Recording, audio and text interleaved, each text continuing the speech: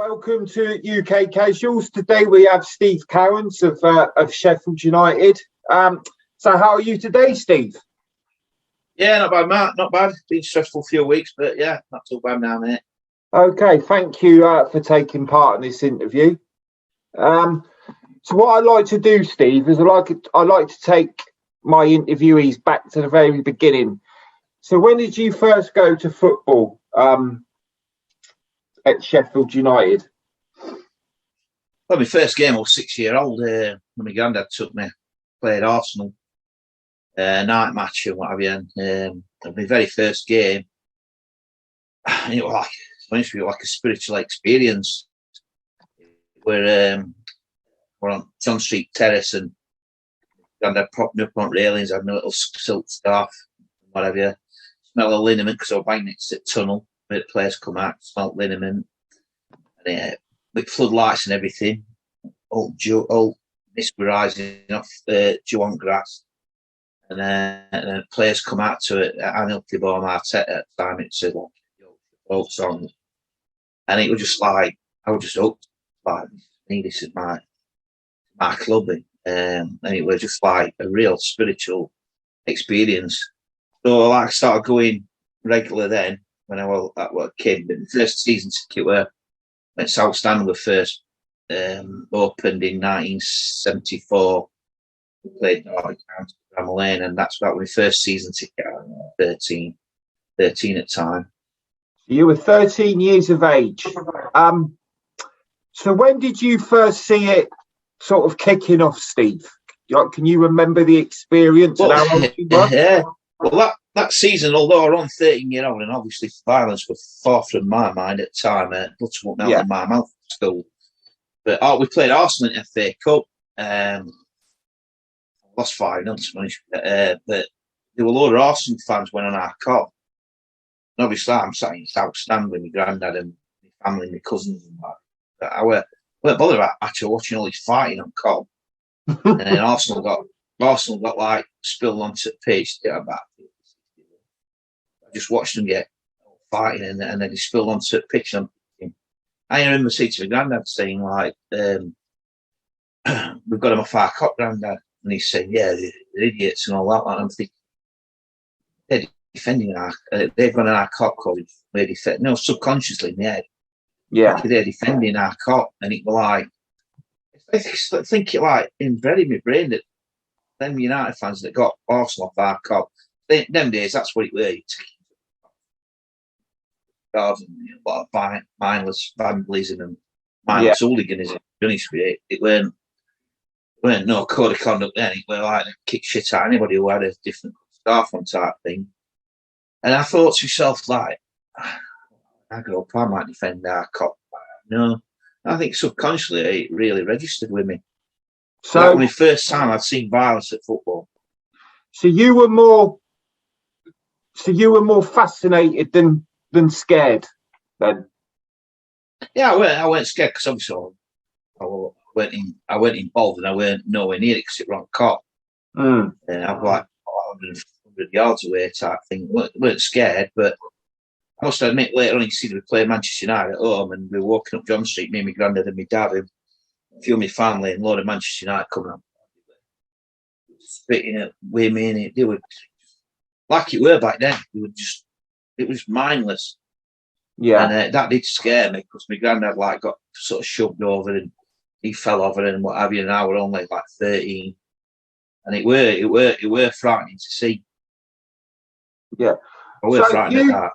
What sort of age were you when you started to get involved? Right, well, what it were, I left school at 16-year-old, never had no trouble.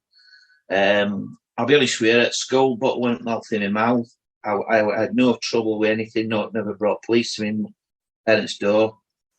I worked with the best dressed in the world, so I had to get over the jumble sales. You know, it's like, they're a bit merciless, I got old. And I never sort of stuck up for myself. Although I won't say I was bullied, but you know what it's like, kids. And I remember walking out of school gates and thinking, you know something, that's last time anybody is going to say anything to me. Yeah. I made a conscious decision that I knew me were walking out in school lit days, and I took that to extreme, obviously. But so 16 left school and started. Coincidentally, United had just dropped to 4th division for the first time in his history. So the club were on its arse. All fair weather thing, but everywhere we went that season, I never missed a game, home and away. I ended up going with a few bad lads. This could be called Barmy Army. It was pre-BBC then. And it was Short Republican Army, as they were called.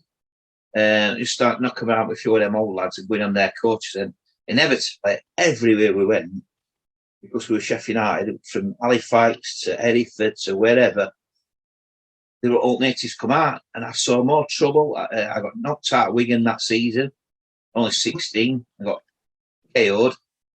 I woke up in thought in an operating theatre. Somebody sidewind. I got that carried away with all twinning and throwing. I run past their main first few, and then obviously one's coming sidewind, they knocked me clean out. I woke up, I thought in an operating theatre because all the lads had dragged me back up. And I was laying on a pool table, so I've got these lights burning down and they were chucking beer on me. And I fucking Scooby-Doo where I were. And I thought, I'm being operated, and then I'll see no laughing face. But you was on a pool table in a pub. Yeah, they'd laid me on a pool table, yeah. Woke me up. I was sparkled. Then I got hit over head with a few months later at Bradford. I got hit over head with stool leg, and I got stitches in my head.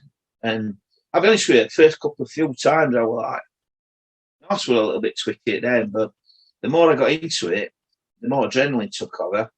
All fear just left me. I was 16-year-old, and I had older lads who, obviously, casual scene had just beginning early. I think we're talking 1980. Yeah, so it's just started. First shoots up, casual scene, yeah. So I embraced all that, and I was close mad, United mad, and we sort of like our older lads, and I'm not talking about Barmy Army because they were like sort of mid-30s, then 30-year-old. I'm talking about casuals.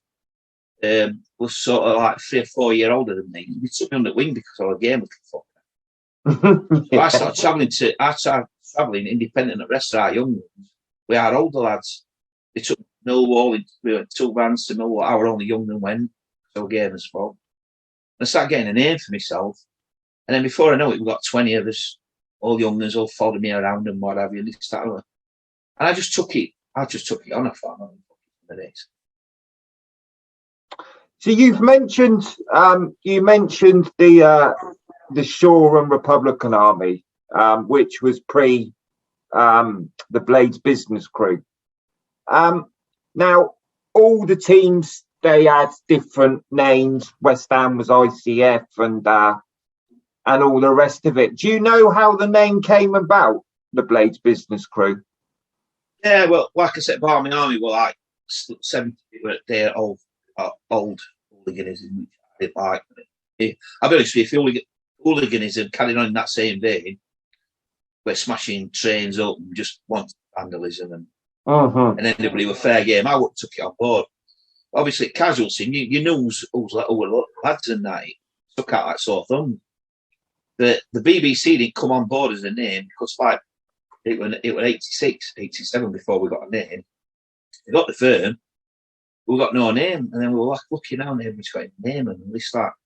There was 12 of us on London Road in Sheffield, and we fucking need a name. And then all these names of Bulldog Blades, some bullshit names, Bulldog Blades, and this like going around, and some of them were like cheesy. And then just this lad called John Finance went BBC. We all looked at him like it's Blades business club. We all just went, fucking hell. Brilliant. And we had cards done. You've just been tuned into the BBC, and it just that was it. Blades business club. I had 350 badges made week after, which took United's crest is crossroads, obviously, with Yorkshire Rose. Yeah. I took Yorkshire Rose out and put a skull there. I had 350 of these metal badges done. Blades business club with United badge altered to that. Sold them out in a week. Then police started arresting everybody who got them on. Oh, right. Them. Yeah. I've still got one of the badges now. I've been offered 300 quid for it, but I still won't let it go because they're just rare as well. Yeah. So yeah, it were 86 when we first got his name. Players business career were brilliant as well because we adapted straight away when we were running to battle. Every street, BBC, That was the BBC, chant. proper, Yeah, like ICF used to have. yeah, You know, like I've fought against them and cast that, and that when they come running at you and that ICF went up, fucking hairs on back of your neck stood up, and you knew you were in for it like that, and it were like Zulu Warriors and that, like, Zulu, and you fought with Birmingham in it. So you had your own puts chant. a bit of a twitch in your arse. Puts a bit of twitch in your arse. Yeah, it's what it's all about, though, isn't it, Steve? Now Sheffield is a city of two football teams. Obviously, yourself, yeah, Sheffield United and Sheffield United and Sheffield Club, yeah, and Sheffield Wednesday. You hate them, and they hate you.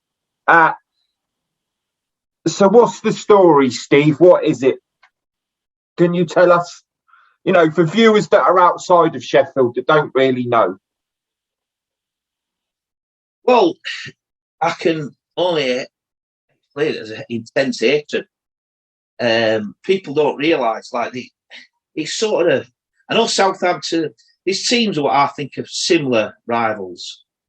Sort of, Millwall, West Ham.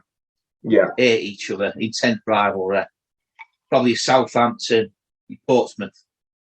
Yeah. Sheffield United, Sheffield Wednesday. Fucking match days. Even shirters don't like each other.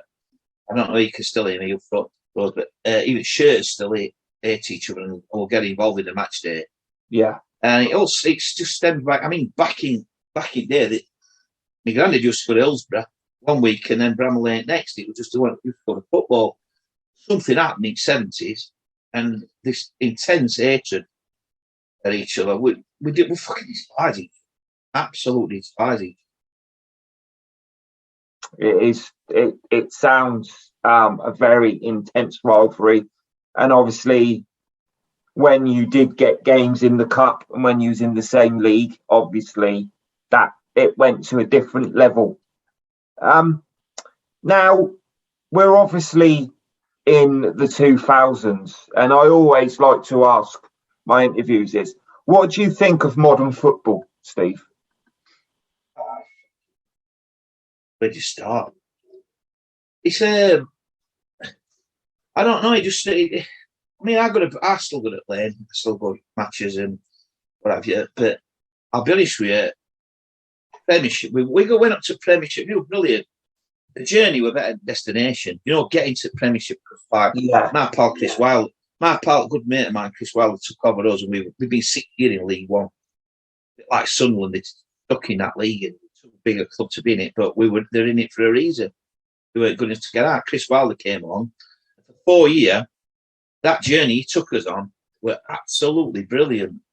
So we get to this promised land as a Premier League, and then you've got all this fucking diving, cheating. You've got all this fucking prawn sandwich brigade. Yeah, you've got this VAR. You've got referees doing every decision they can to Man U, Liverpool, and what have you. I mean, we scored. Aston Villa would have gone down. We scored a goal at Aston Villa. It's the only time in football that goal line technology hasn't worked. Fucking Villa goalkeeper falls it back at net. He's like a yard over line. We run off celebrating. Fucking don't give it. Villa stay up. Yeah, we didn't go down that season because we were flying. I mean, pre-lockdown, we were 5th. Yeah. Premier League, and I do believe that if lockdown hadn't happened, we was just playing Newcastle away and we were flying. Fans were going everywhere. Bramall Lane was sold out. It was Casino every week. Lockdown happened, and then obviously we get back into it, and we're not seeing team. There's no fans there. It's Bramall Lane when it's full, and it's like a 12-man. Yeah, we come back. Yeah. So then the season after, we got second season syndrome, as buys didn't work out, blah, blah, blah. As you know, something, I weren't fucking arse, we went down. And I talked to a lot of blades because like I said, the journey was at a destination. That Premier League, God almighty, if that's if that's what you have to put up with, I mean, that magnified it even more when fans weren't in. That you could every little squeal from players and rolling all over and fucking cheating away from things and referees buying it and and it just leaves a bit of taste out mouth. You think to yourself, okay, I love to see old days when you just kick. Better off without it. Yeah. Yeah. But it is what it is. I know you sound like an old coffee dodger and all that when we talk like this, but it's not the same, man. It's just not the same. I know players are fitter and it's all this nutrition now and everything, but from a fan's perspective, I think the seating as well. I'm looking forward to this standing in, bringing back standing in grounds and what have you. I don't think that takes a lot away from it when we go away, no fucker sits down. Yeah. You know what I mean? You pay for a seat, everybody stood up.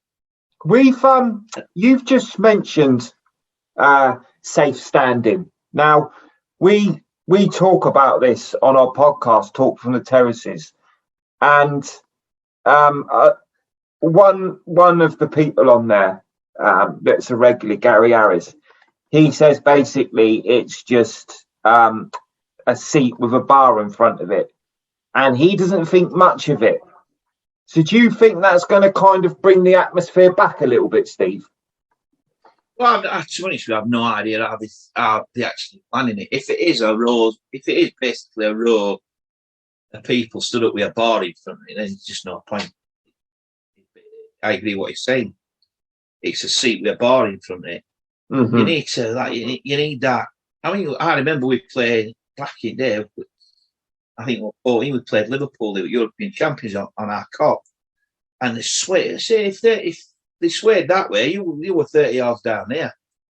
That to me, standing. Yeah, I know. In them days, and we had all them disaster and crushes and all that market. Yeah, but I'd sooner see it a bit more of that than with a bar in front of every row, because that, you got like you're standing, it is safe, but you may as well around, really, haven't you? Yeah. So you've also followed England as well as Sheffield United. Now, just to ask you a quick question: is it club or country, Steve, for you personally?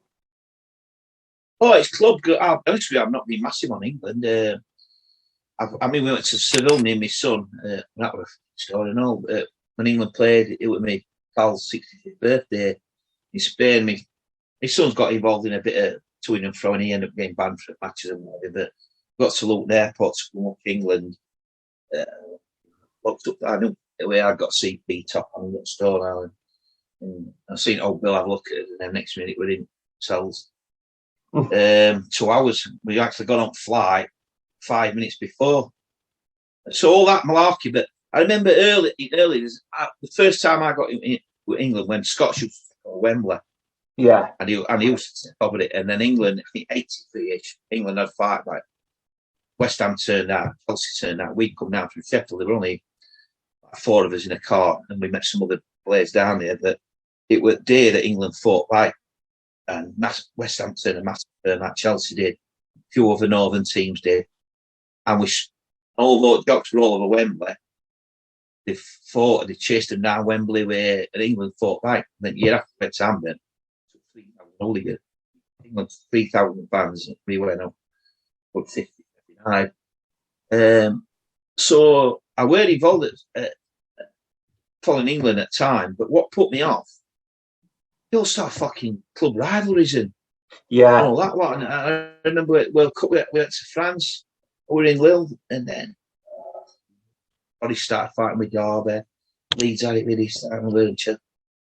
And I'm like watching all these firms because there were 3,000 in square in Lille, and I just thought, something. I mean, as much as we hate each other, we saw some wins. We're supposed to be together. Yeah. But to me, England, do you know what it were? They were all fucking sniffed up, pissed up. Nobody else to fight. We saw fucking Forest 8 Derby. They're over there fought. So they all start fighting each other. Old Bill comes start mashing everybody out, tear gas. And I just thought she said, something.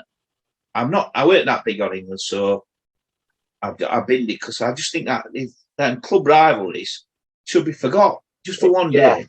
No, I absolutely agree with you, Steve. You should be there, united together, ready to take on. If you can't bin it, what's the point? Yeah, you don't go over there to fight each other, do you?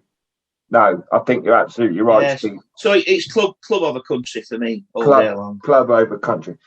Okay, we'll go on to a little bit of media. Now, you was involved in the documentary Casuals, which is having its 10th anniversary soon. So the first question that I've got to ask you, Steve, is did you enjoy taking part in that? Yeah, well, there's a few things I'll be honest with you, I've done that many I've done specifically. I mean, I've got it here, I've got my DVD, I've got actual DVD here, but I can't remember extent of what I said and what how much I were on it. I've done a lot of things. I don't particularly enjoy it, to be honest with you. I think like you just. I mean, like Cass Pennant asked me about going on something, and it were all about top ways and this, that, and other face. And I just thought I got to go to London 2 days and all that lot. And I said, you know what, Cass? I says I'm not that far up my own arse that I need to see on screens on a movie. You know what I mean? So I've done a lot of stuff, but I don't particularly enjoy it. And I'll be honest with you as well. I don't really like. I've wrote stuff down in my book. You know, I don't need to sort of reiterate a lot of stuff by doing. I know it sounds a bit critical, this being saying in front of you, but this is probably the first interview I've done for 4 years. I'll be honest with you. I'll be honest with you. I've just wrote this, and it's brought it all back out and what have you. Because I've just wrote Blade's Business Crew 1 and 2. Yeah. I mean, BBC were published in 2000, one of the best-selling hooligan books going. Then I did BBC 2, which Blade's Business Crew 2, 8 years later. So what I've done, I've put 2 books into one and republished it. So honestly, that's why I'm sat here. I don't particularly like it. I don't dislike it neither, but it's not. I think a lot of people prostitute themselves for it.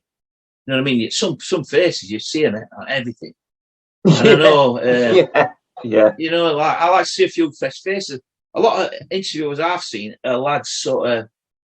I don't know. You like to let's see Sean Tordoff from Hull because you never see not on him or hear on him or Eddie from Pompey. Whatever you see, you only see bits of them. They don't prostitute themselves out everywhere. No, and then you tend to listen to what they're saying then, rather than, with all due respect to Cass and 1 or 2 others, they've been on everything. Yeah, if you've heard them, you've heard I completely agree what you're saying. I interviewed a guy called Wymo from Lincoln Transit Elite, and it's the best views that I've had on my channel because, like you said, everybody's heard about the West Hams, the Millwalls, the Arsenals. They want to hear about the lower league. Like you said, there are certain people that are everywhere. Well, that gives you.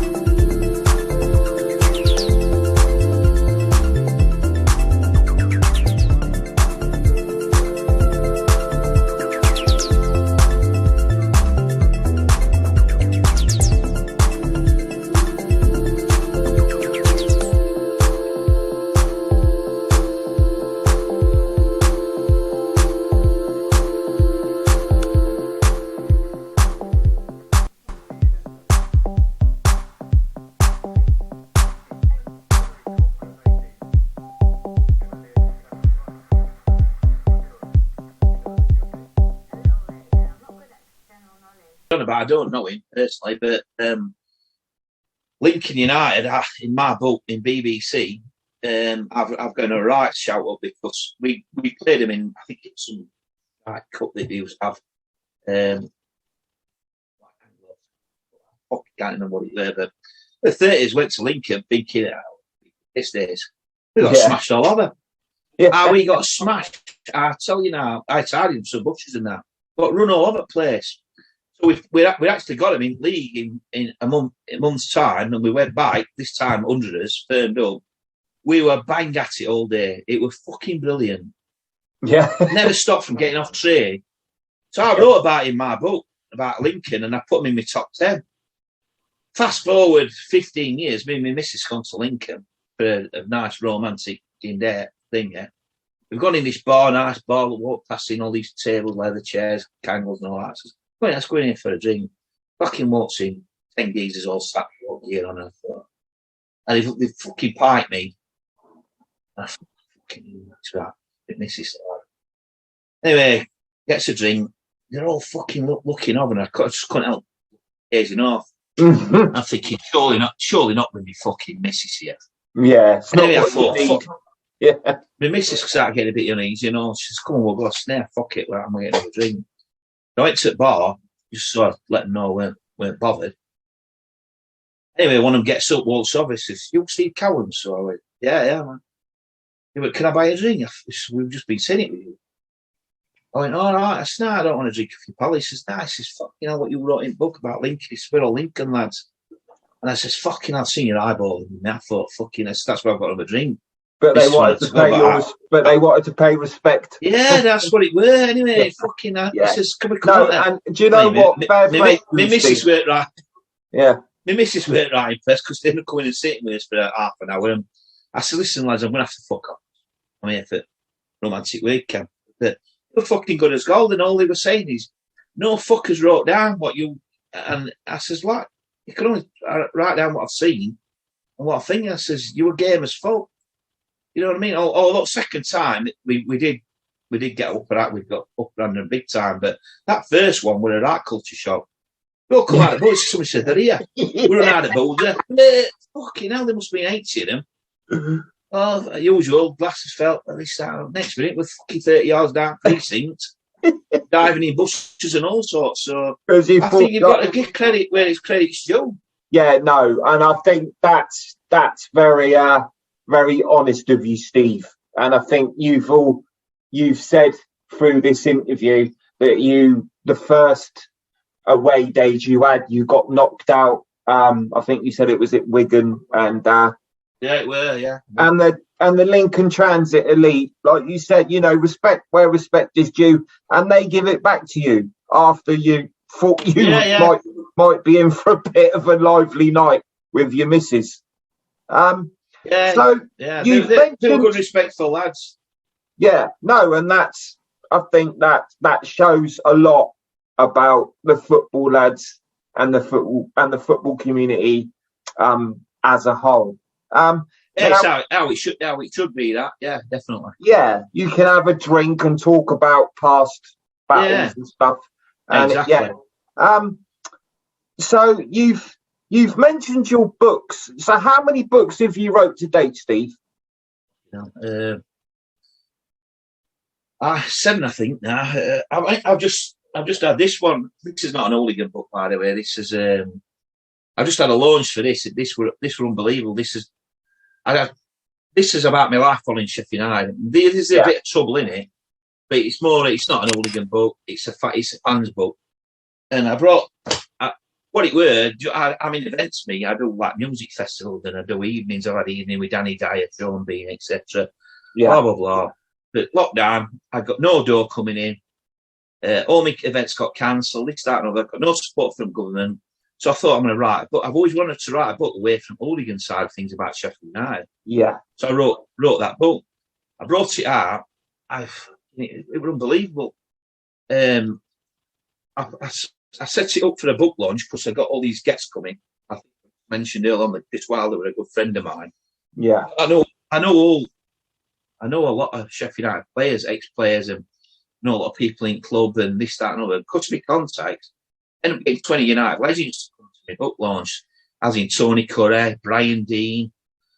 List goes on and on and on. Dave Bassett came up from London. It were unbelievable for me. It was so humbling. So I got this room of 400. It sold out in 3 hours. So then I went to this place called Pond Forge in Sheffield, which is a big place. I was 1,100. I sold it out. So my book launch for that, which were November, just lifted all restrictions. I got 1,100 people at my book launch, 20 Sheffield United player legends.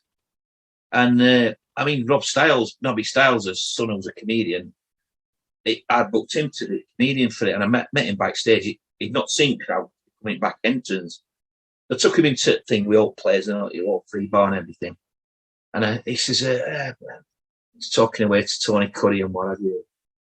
And Chris Wilder's there. And anyway, he picks up Ernst and comedian's done everything, and he says, he looked through and he turned on to me and went, "Who the fuck are you?"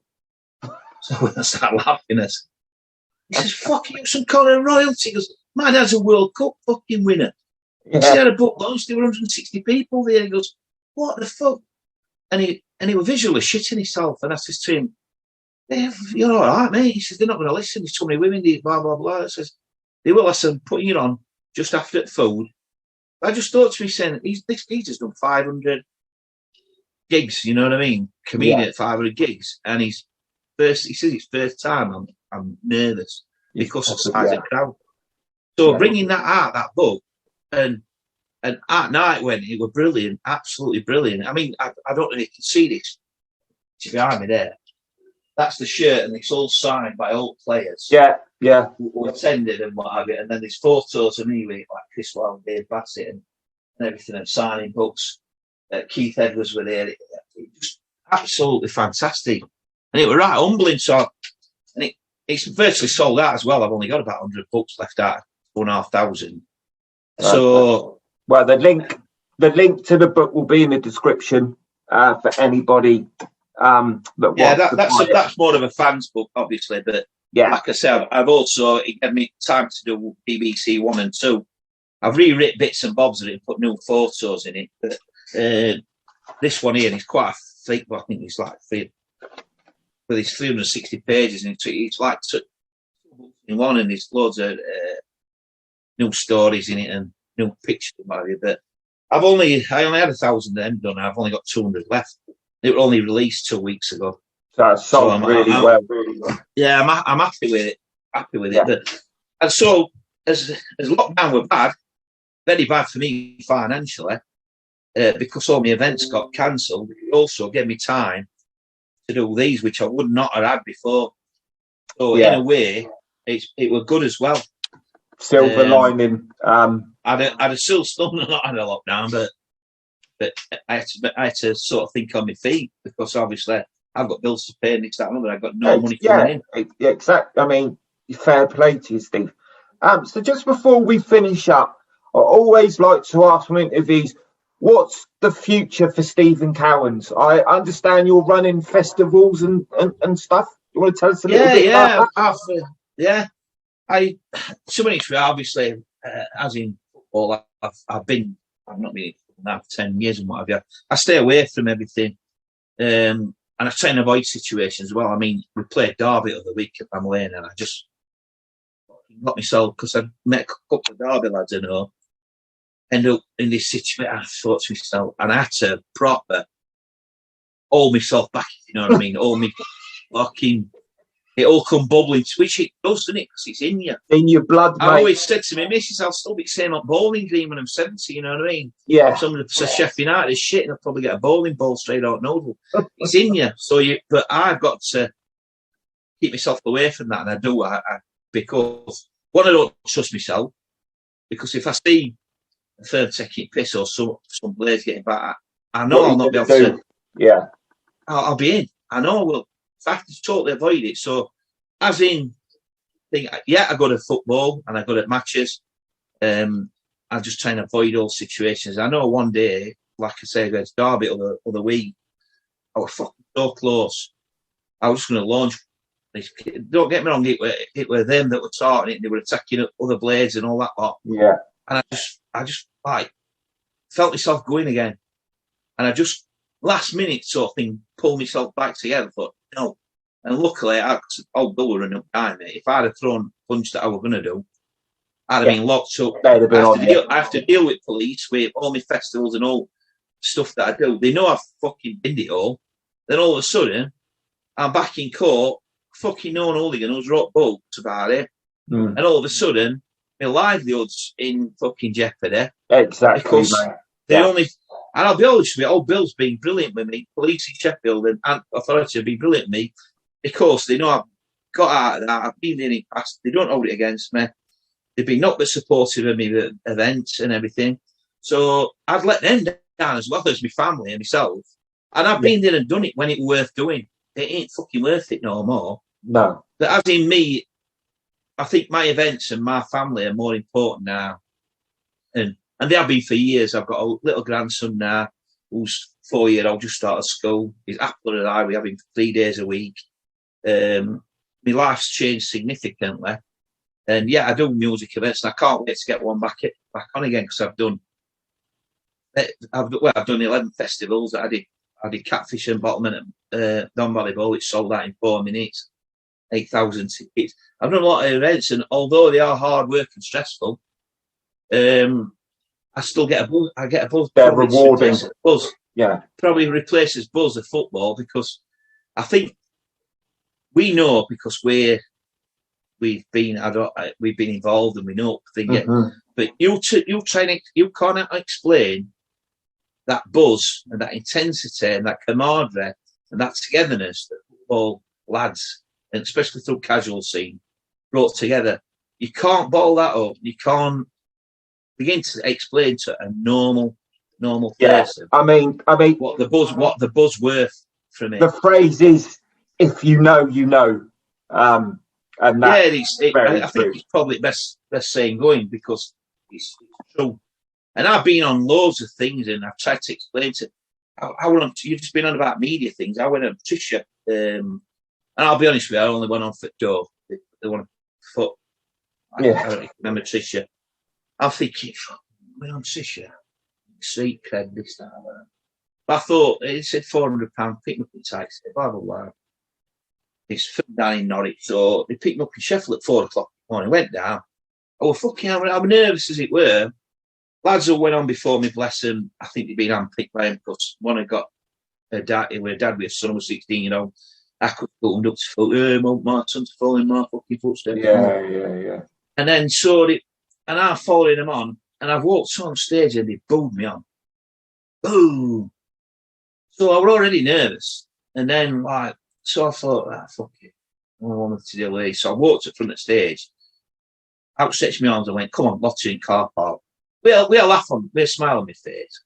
So the film started laughing. And then I tried to explain to all these normal people, I says, what you all booed me here? I says, you don't even know. You don't know me. You don't know me in person. If your nan lived next door to me, you'd be happy because she'd be looked after. Yeah. She'd have a grass cut if I got lawnmower out. I'd be ground iron. My quiet neighbour. Yeah. And you'd be happy as laddie because if she got anything, I'd be there with bells on. I says, a lot of you all have booed me. I've cracked a woman. I said, I fight with like-minded people. I fight with people who want to fight me back. Fight. Exactly. The same as me, like boxers. We want to fight each other. I said, we don't crack anybody. I said, some of y'all probably laid a hand on a woman you sat there booing me. I said, what are you to boo me? You don't even know me. Anyway, when I gone through everything, and I could see him warming to me, and then I finished, just that's all that. And like even Tricia come round after, because she's lovely woman. She went, I'm glad you've come on. She says, because all due respect, you've showed that normal people do extraordinary things. Yeah. But still be normal, have a normal. I said, I'm not a criminal. Exactly. Apart from football, fighting at Saturday. Football. Yeah. That's it. Tuesdays and Saturdays. Yeah. We know we don't have to tell each other what that buzz and that, what I've just mentioned, that camaraderie and that togetherness and that you were going to war. It was tribal. It were your fight for your mates, your city, your club, your friends, and I loved everything in it. It's brought a lot of grief in my life because I still get tired of it now.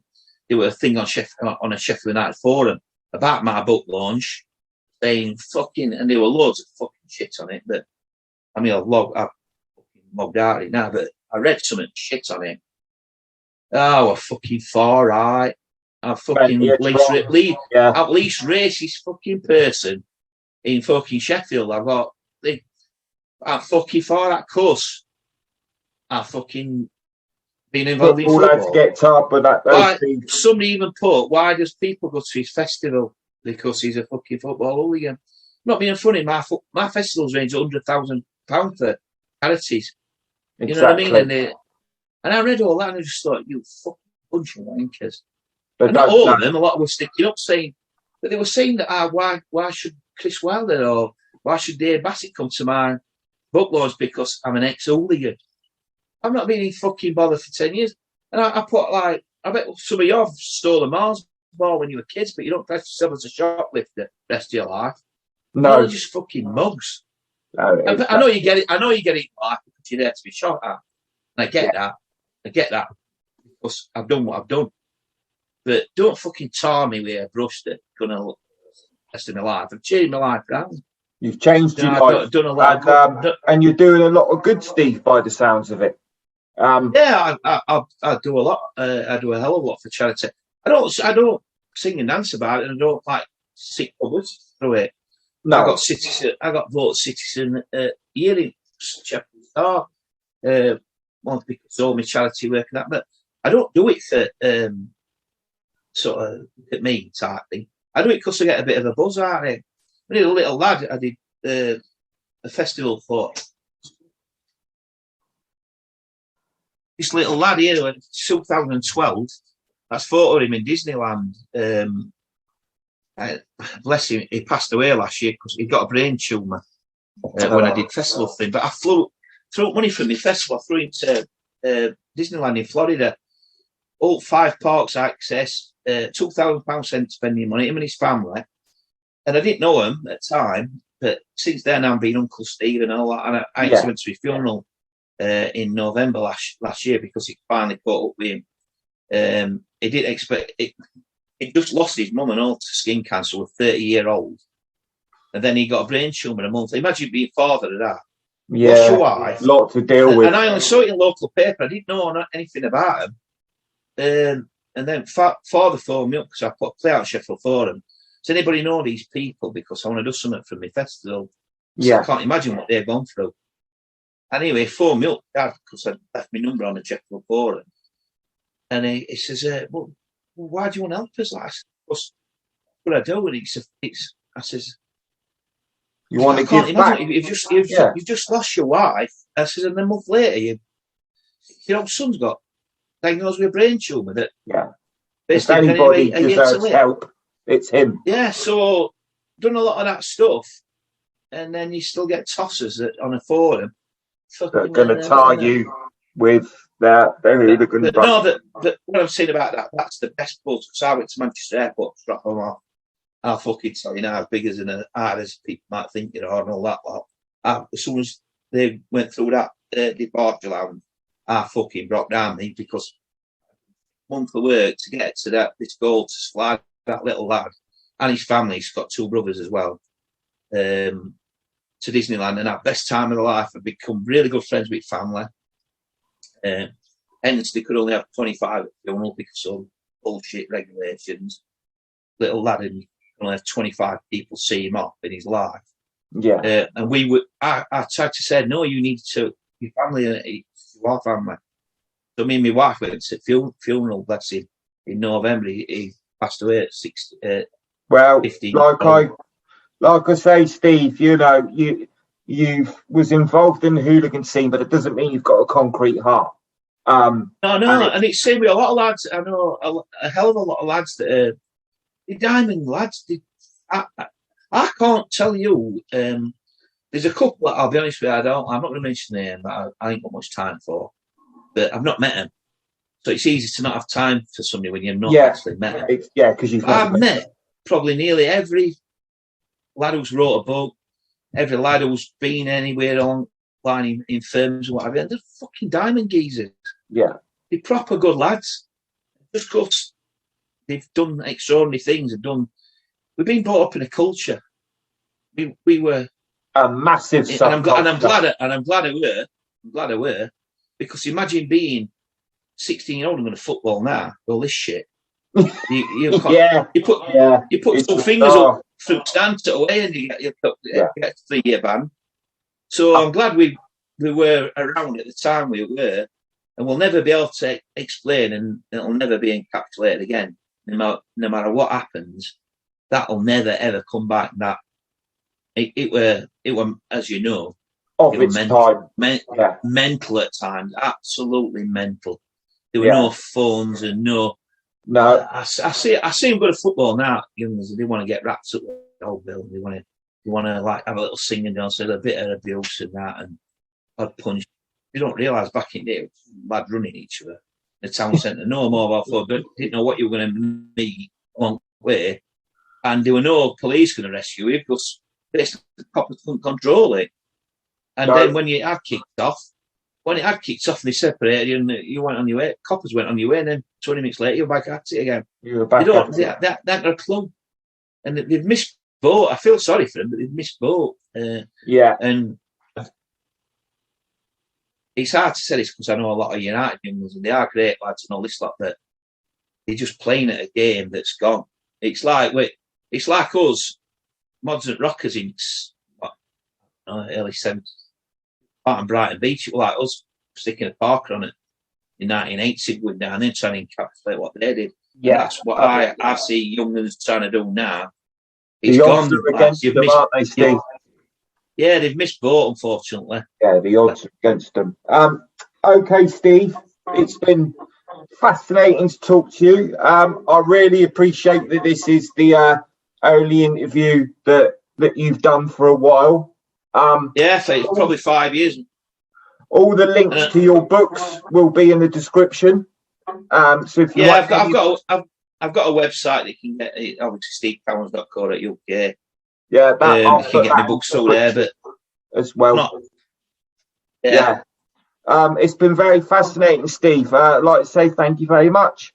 Thanks for your patience, because I know we've been trying to get this on online for a long time, but I've been that busy with books and one or two other things. Sometimes I apologise, but all part of the process, mate.